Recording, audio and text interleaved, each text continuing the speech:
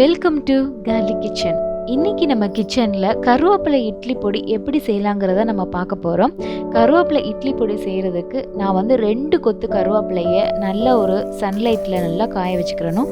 நல்லா மொறுன்னு காய வச்சுக்கிறணும். அதுக்கப்புறமா ஒரு கடாயில் 150 கிராம் கடலைப்பருப்புக்கு 50 கிராம் அளவுக்கு தோரம்பருப்பு எடுத்துக்கோங்க.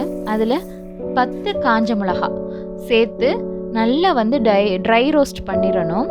அதுக்கப்புறமா ஒரு 2 கைப்பிடி அளவுக்கு கருவேப்பிலை, நம்ம காய வச்சோம் இல்லையா, அந்த கருவேப்பிலையை பாதி அளவு எடுத்து இதில் போட்டு நல்லா ட்ரை ரோஸ்ட் பண்ணிடணும். ஏன்னா நம்மள்ட்ட நிறைய கருவேப்பிலை இருக்குது. ஸோ அதனால் பாதியாக பிரித்து நம்ம சேர்த்துக்கலாம்.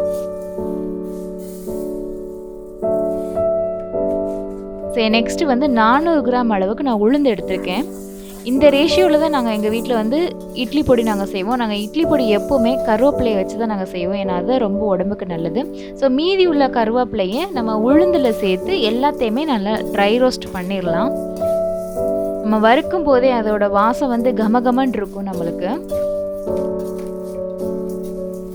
எல்லாத்தையும் நம்ம மிக்ஸி ஜாரில் நல்லா ஆற விட்டுருங்க. ஆற விட்டதுக்கப்புறம் மிக்ஸி ஜாரில் போட்டு இதை நல்லா பொடி பண்ணிக்கலாம்.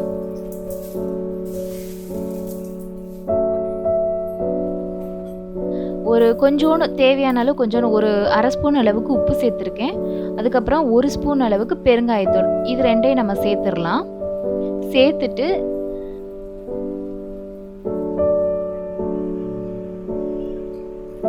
இதை நம்ம என்ன செய்யணும், நல்லா பொடியை அரைச்சிடணும்.